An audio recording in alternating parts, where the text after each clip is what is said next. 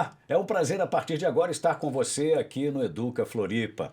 No programa de hoje, a gente vai trazer na nossa matéria especial o tema Literatura por Todos os Lados. A nossa equipe foi lá no NEIM doutora Zilda Arnes Neumann para gravar essa matéria especial. E no quadro é o seguinte, Andar Térreo, os pensadores no nosso momento de reflexão. Nosso convidado de hoje já está aqui, hoje eu converso com o Jean Ribeiro Fernandes. Tudo bem, Jean? Tudo bem, Duran? Tudo certo, uma alegria imensa estar aqui hoje para conversar um pouco sobre a nossa Secretaria de Educação, nossa diretoria operacional. Maravilha, o prazer é todo nosso. Jean, me diz uma coisa, você está hoje lá à frente da DIOP, você é diretor operacional da DIOP, mas um pouquinho antes aí, você não é professor de formação, você é um engenheiro, é isso? Correto, Duran. Eu sou engenheiro eletricista, fiz minha faculdade em Joinville, terminando a faculdade fiz meu mestrado na UFSC e no mestrado recebi um convite do nosso secretário Maurício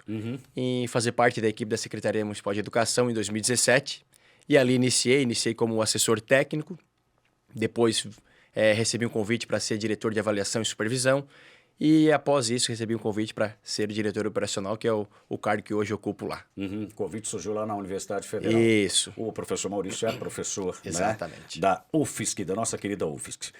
Jean, me diz uma coisa, você está na frente do DIOP, como eu falei, que é a diretoria operacional. O que é a DIOP?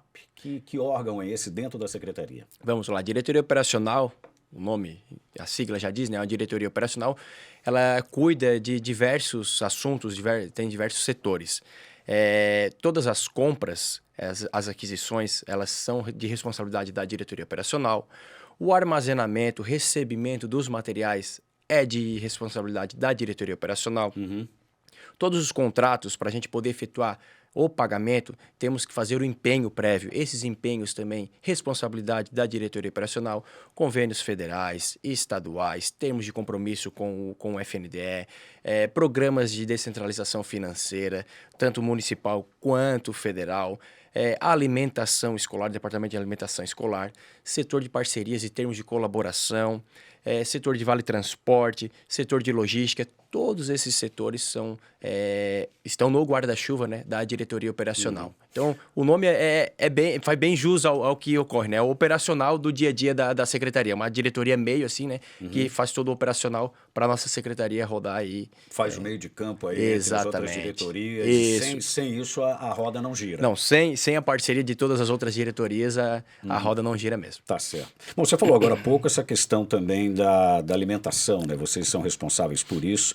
E aqui a gente fala muito, aqui no Educa Floripa, sobre a qualidade da nossa merenda escolar, do aluno, né, de Florianópolis, aqui nas nossas unidades municipais da capital.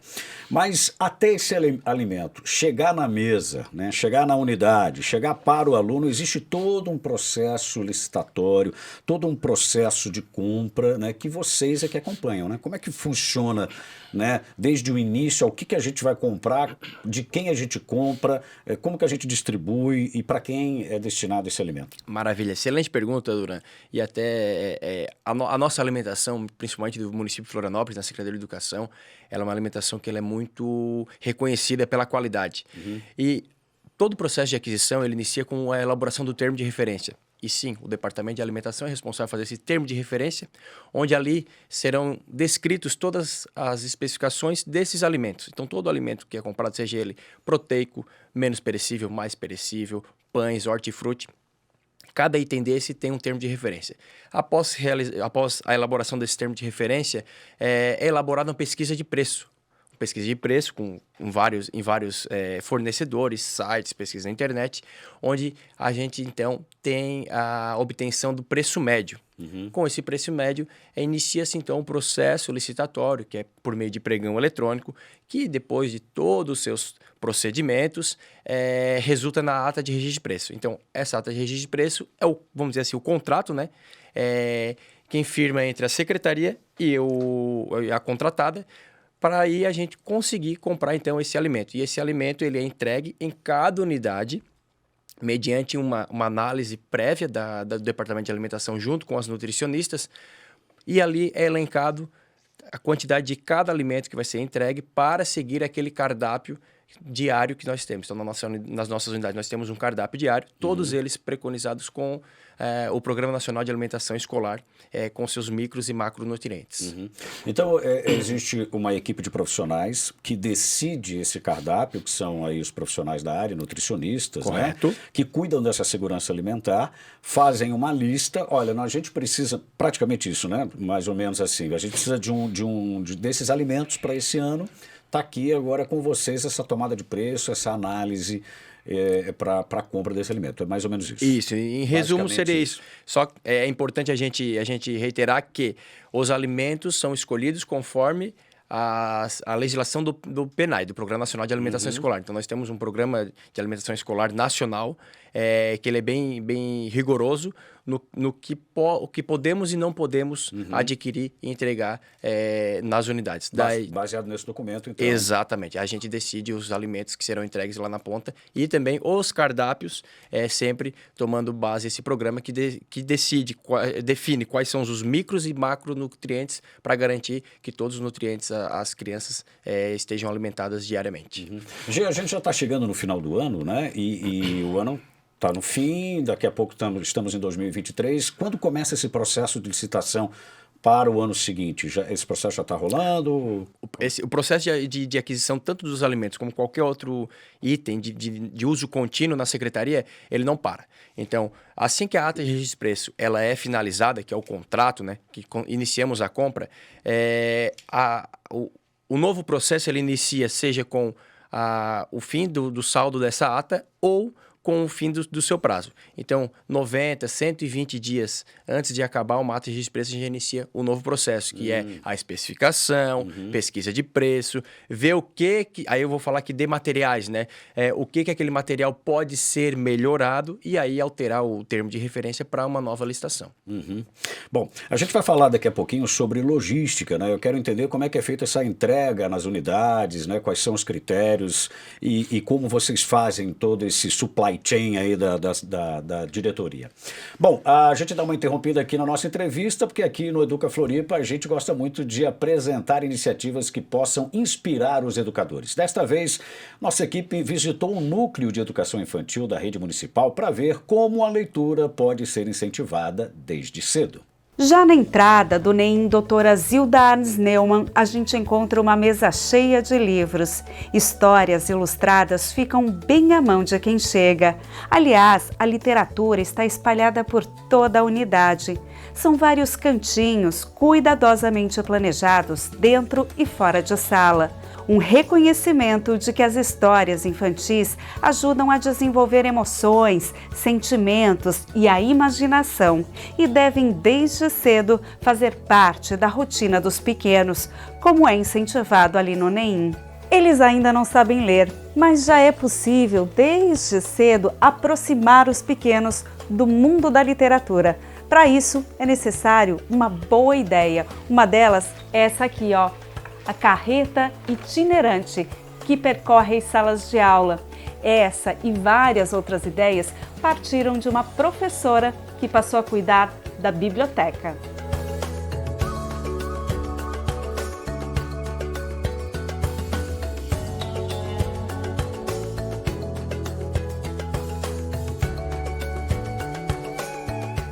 A Rosana ela assumiu o trabalho aqui na biblioteca do NEM há mais ou menos um ano e provocou uma revolução. Me conta, Rosana, quais são os principais trabalhos e como é que você começou tudo isso? Então, o nosso primeiro momento foi reorganizar esse espaço, né? Sempre teve uma organização e nós já tínhamos duas profissionais que cuidavam desse espaço no período matutino.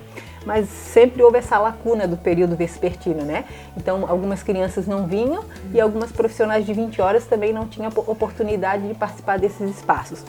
Então, a gente criou um projeto que a biblioteca teria que estar recebendo todos, não só as crianças, mas até as famílias vêm aqui, e também a biblioteca também iria aonde a criança está, em virtude da portaria do Covid. A gente vê que a leitura está presente em diferentes espaços mesmo aqui da unidade. Então, digamos assim, que você dividiu esse projeto em, por exemplo, a biblioteca itinerante, a leitura de histórias, o momento de receber o professor aqui também. com os estudantes. Isso, e as bibliotecas em sala, né? Todas as professoras também têm o seu espaço da biblioteca em sala. Desde 2010, né, a unidade vem fazendo esse trabalho de literatura infantil, dando esse valor à literatura, para que a criança tenha contato desde bem nova com os livros. Então, todas as profissionais em seu planejamento, né, orientadas pela supervisora, criam esse espaço na sala, né, que a gente chamava de cantinhos, né? Então, a gente sempre tem um cantinho da leitura, que é um cantinho que a gente organiza com alguns livros diferenciados, com uma almofada. Cada uma tem a sua criatividade de criar esse cantinho. Então, para além da sala, a nossa biblioteca já recebia todas as crianças, mas a gente pensou em criar um grande projeto para que eles realmente fizessem essa parceria. Sala, biblioteca, e a gente também faz uma parceria com o ateliê, que a gente, a partir das literaturas, das histórias e das brincadeiras, eles também produzem arte, né?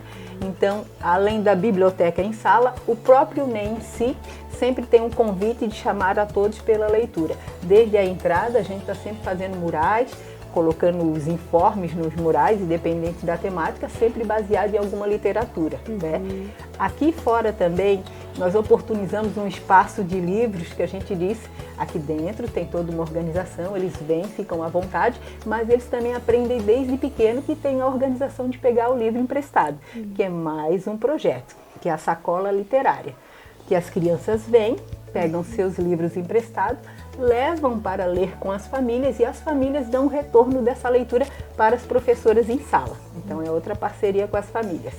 As famílias também às vezes pedem algum material emprestado, porque as crianças falaram alguma história em casa, alguma coisa, então a gente também tem essa preocupação que se a família quiser um livro também é para a comunidade total. E ali fora a gente criou um espaço que a gente chama um pouquinho a biblioteca aberta, que é um espaço que é perto do refeitório, que é um momento de alimentação. Então, a maioria das professoras também fizeram trabalho com literatura sobre alimentação em sala, para eles entenderem a importância da alimentação, da organização. Porém, a gente sabe que criança nos espaços livres e abertos faz aquelas baguncinhas e querem fugir. Então, pensando nisso, a gente criou um espaço para que eles fugissem para perto dos livros. Então, enquanto alguns comem, outros terminam de comer, a gente não fica mais pedindo que fique esperando, né? Espera o amigo, a gente sabe que a criança não quer esperar. Então a gente fez um espaço convidando eles a esperar de outra forma. Então eles esperam lendo e alguns que não querem só ler, eles também têm revistas desse lado, que alguns gostam de pegar revista, então eles ficam ali e a gente viu que deu super certo, né?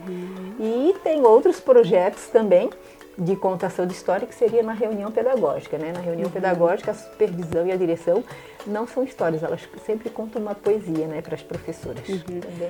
Agora, depois que vocês voltaram, né, desse período da distância por conta da pandemia e que você fez toda essa reestruturação, você montou um cronograma de trabalho que é repassado para os professores. Isso. Mostra pra gente, Rosana, como que funciona isso. Então, assim, hoje, né, nós estamos na era da mídia, mas eu sou uma professora que eu gosto do caderno. Além é uma de delícia ter todo esse material na mídia, eu preciso do material impresso, né? Então, a gente criou um projeto, né, com nossos objetivos e todos os meses, vou pegar um bem completo, as professoras ganham um cronograma. Esse cronograma nos ajuda a nos organizar e a elas também. Então, elas recebem o dia que elas vão vir visitar a biblioteca para pegar livros emprestados, que é a sacolinha literária, e também o dia que eu vou fazer a contação de história. Então, elas ganham esse cronograma, todo mês o cronograma vai, inclusive esse mês já foi, né? Certo. E, além do cronograma, o ano passado, o desafio foi pensar na questão da portaria do Covid, que não poderia ter muitas crianças juntas, né? Então, como fazer isso, né? E aí, como a escola estava em reforma, nós pegamos uma sala que estava um pouco vazia e criamos um espaço, que seria um espaço para contações de história que coubesse aproximadamente de 15 a 20 crianças, né? Então, nós montamos todo um cenário e a nossa preocupação é estar contando uma história de forma bem lúdica, bem prazerosa, tem às vezes mídia, tem som de fundo, tem cenário, a gente inventa, coloca ventilador, faz vento, a gente faz milagre. E as crianças ficam de certa forma assim muito encantadas, né? E uma coisa que a gente também ficou muito feliz é o retorno das famílias. Né? As famílias receberam uma carta da biblioteca falando do projeto, falando quanto que as crianças viriam aqui, e elas também receberam um retorno que elas também poderiam estar vindo. Então, elas também respondem no e-mail sobre o projeto da biblioteca e a alegria das crianças estar participando, né? E aí, a gente fez um projeto que integrasse tudo isso. Aqui. A gente, ao apresentar a biblioteca, a gente apresentou a Vodinha, né? A Vodinha é uma literatura, né?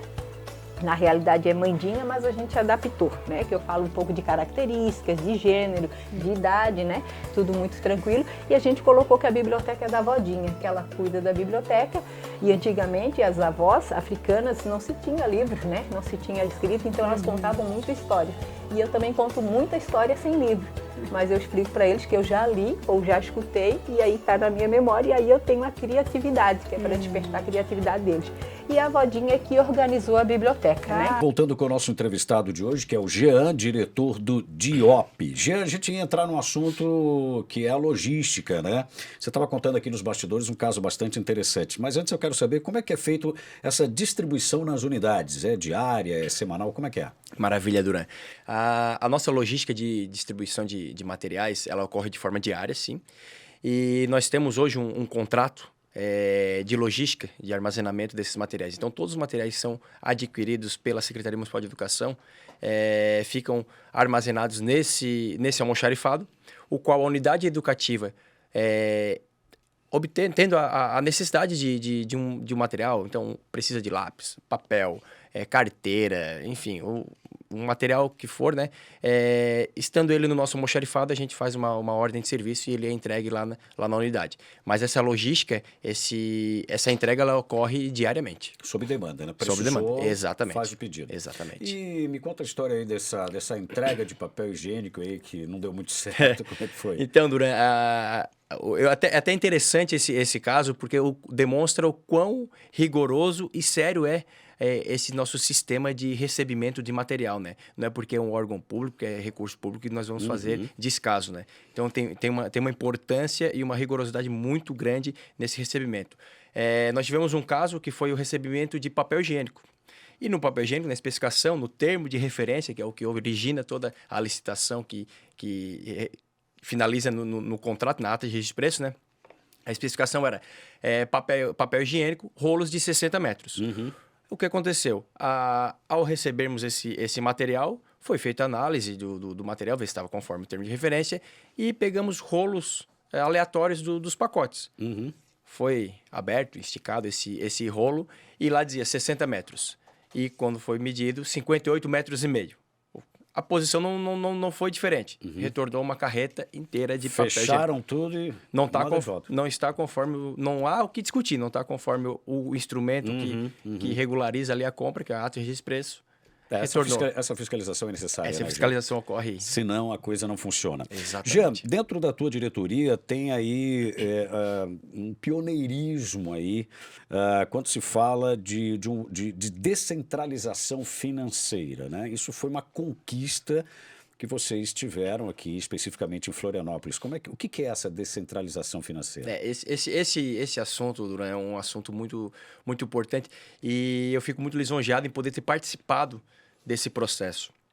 O município de Florianópolis ele tinha um programa de descentralização financeira, mas com o novo marco regulatório, o Tribunal de Contas ele se baseou no seu julgamento em cima de um pré-julgado que existia em Joinville, onde foi proibido o repasse de recursos para as escolas para aquisição de materiais. E isso, o nosso secretário Maurício, diariamente, ele defendeu essa pauta, foi diversas vezes no Tribunal de Contas explicar a importância desse recurso e com isso o Tribunal de Contas então mudou o seu entendimento e nos autorizou, mediante criação de lei e decreto, da criação de um programa de descentralização financeira. O que esse programa é, em resumo? Ele é um programa para as pequenas manutenções de cunho emergencial. Então, vou dar um exemplo. a unidade X quebrou o vidro. A secretaria não tem um contrato para cada tipo de vidro, cada tipo de janela. E mesmo se tivesse, tem que dar ordem de serviço. É uma empresa para toda a ilha de Florianópolis, tem o tempo de deslocamento, tem toda essa logística. Com esse recurso, a unidade recupera aquele vidro, porque ele é de caráter emergencial, e a gente consegue resolver os pequenos problemas do dia a dia que só quem está lá na unidade sabe. Então, esse programa, sim, ele foi um ganho, um mérito muito grande para a Secretaria Municipal de Educação. Bom, vamos falar de aquisições, né? Vocês também lá no Diop são responsáveis por essas aquisições, né? Dá para a gente aí listar, não precisa ser uma lista muito grande, aí, o que foi adquirido nos últimos anos, né? O que você destacaria e o que está sendo adquirido é projeto futuro aí para aquisição? Maravilha, Duran, maravilha. Realmente, falar de aquisições vai faltar tempo. Iria faltar tempo, né? Porque a nossa secretaria, a gente temos um líder, o secretário, que é uma pessoa muito entusiasta e nos cobra muito sempre pela excelência da execução. E eu posso destacar diversos, além dos materiais que a gente entrega no dia a dia. Então, hoje, se você ir lá na unidade e ver a caneta escreve. O papel é o mesmo papel que compramos para a nossa casa, é o papel que tem lá na unidade. E nós compramos. Hoje, todas as nossas unidades têm ar-condicionado. Todas as salas são climatizadas. Nós compramos computadores para todas as unidades do tipo laptop, notebook ou computador de mesa. E aqui eu falo, não tem problema nenhum. A marca que foi a Dell. Uma marca que conhecemos. Então, assim, são equipamentos bons. Projetor. Nós entregamos também projetores. O projetor também, se a gente ir nas unidades olhar a marca, é a mesma que compramos aí nas lojas bem conceituadas.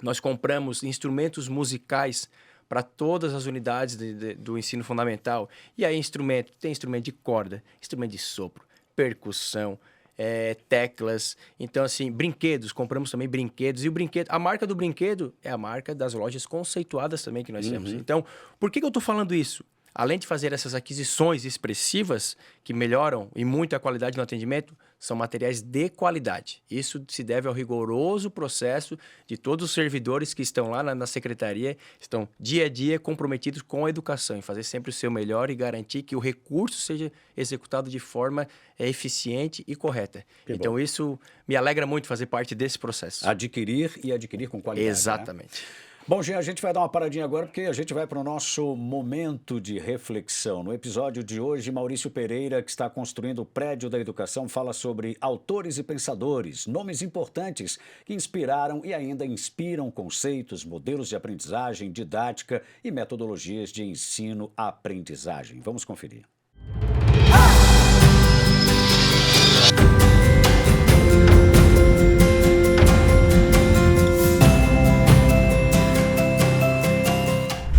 É o seguinte, estamos construindo o nosso prédio da educação. O prédio da educação que fica na rua O Tempo Só Anda de Ida. E hoje nós vamos falar sobre o andar térreo. O térreo que, na verdade, é aquilo que sustenta todo o nosso prédio da educação. Um prédio que, contando com a cobertura, são 7 andares. E o que nós escolhemos para ter no térreo? O térreo, na verdade, é um ambiente que tem vários cartazes com nomes e fotos de algumas pessoas que são aqueles que constroem a educação conosco. São os autores, são aqueles que nós não podemos esquecer quando falarmos de educação. São eles que, ao longo da história, construíram a educação, na verdade. Por isso que eu reservei esses personagens, essas pessoas, para estar no térreo, que sustenta todo o prédio da educação. Eu vou citar alguns desses que lá estão. E cada um que está me vendo no seu imaginário social, não fique chateado comigo se eu esquecer de citar aquele autor, que é o autor que para você é o principal da educação. Eu vou deixar você colocar esse autor lá. Eu vou citar alguns. Esses que eu vou citar, se você entender que, nossa, faltou aquele autor que para mim é o fundamental na educação. Não tem problema, na sua criatividade o coloque no térreo, que é o nosso pilar de sustentação desse prédio. Então, citando alguns cartazes com fotos que lá estão nesse andar térreo do nosso prédio da educação. Pierre Levy, Carl Rogers, Frenet, Rui Barbosa, Durkheim, Hegel, Rousseau, Darcy Ribeiro, Anísio Teixeira. Olhando para o lado está um que é fundamental para o nosso entendimento, que é o Paulo Freire, John Dale, Vygotsky, Montessori, Piaget. Gosto muito de Hannah Arendt, Vallon, de Merval Saviani, Vitor Paro. E nós vamos caminhando, né? Tem Kant, tem Heloísa Rocha, tem Pitágoras, tem Aristóteles, tem Sócrates, tem Platão, tem vários. Se você andar pelo prédio da educação, você vai ver que você vai encontrar vários. Eu queria que cada um que está me vendo pensasse assim: qual é aquele que sustenta o teu prédio da educação? Quem de repente olhando para mim pode pensar, mas faltou a Sônia Kramer, faltou esse, faltou aquele. Não tem problema. Eu citei alguns, porque no nosso prédio da educação não falta lugar para ninguém. Esses são os sustentáculos deste prédio, que chamamos de pilares, pilares do prédio da educação. Então, cada um desses ajudou na construção do nosso prédio, com o seu olhar, com a sua palavra, com o seu escrito, com o seu livro, com a sua frase, com a sua obra. Esses construíram o nosso prédio. E tenho certeza que você também deve lembrar. Faltou esse, Maurício? Não faltou. Ao você dizer que faltou, inclua no prédio. O prédio é nosso. A educação é uma construção coletiva da sociedade. Todos nós somos os responsáveis pelo prédio da educação. É o seguinte, a educação transforma. Um grande abraço e um beijo no coração. Esse foi o nosso momento de reflexão aqui no Educa Floripa, chegando já no seu finalzinho. Bom, falamos de compras, de licitação, né, das funções do DIOP. Agora, é importante para o público de casa, Jean, o público que nos assiste, que tudo isso passa, entender que tudo isso passa por um processo de prestação de contas, né? Então, esse processo passa pela pesquisa, depois, né, de preço, depois faz a licitação e, é claro, agora eu vou prestar conta para a comunidade, né? Maravilha, Duran. Eu inicio falando que a maior prestação de contas que nós temos são os 36 mil estudantes, crianças, jovens e adultos e os seus familiares. Uhum.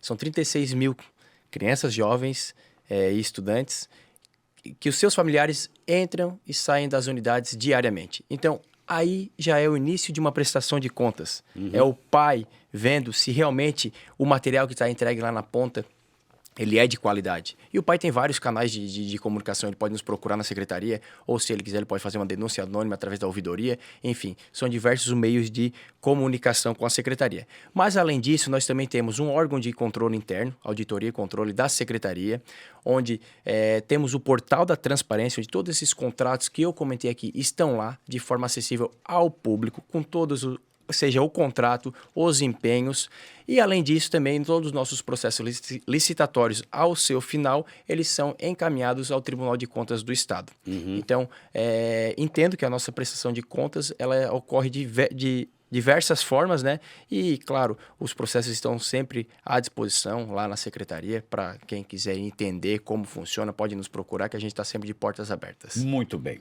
Jean, a gente chegou no final do nosso Educa Floripa, né? A gente quer te agradecer aqui, mas antes de tudo, parabenizar, né, pelo teu trabalho, já desde 2017, né? Exatamente. À frente lá da diretoria operacional, o DIOP da Secretaria Municipal de Educação. Muito obrigado pela sua presença e pela entrevista aqui. Maravilha, Duran. Também agradeço aí o espaço, o carinho e que possamos aí seguir em frente. Muito bem. O Educa Floripa fica por aqui. Nos vemos no próximo programa. Um grande abraço e até lá. Tchau, pessoal.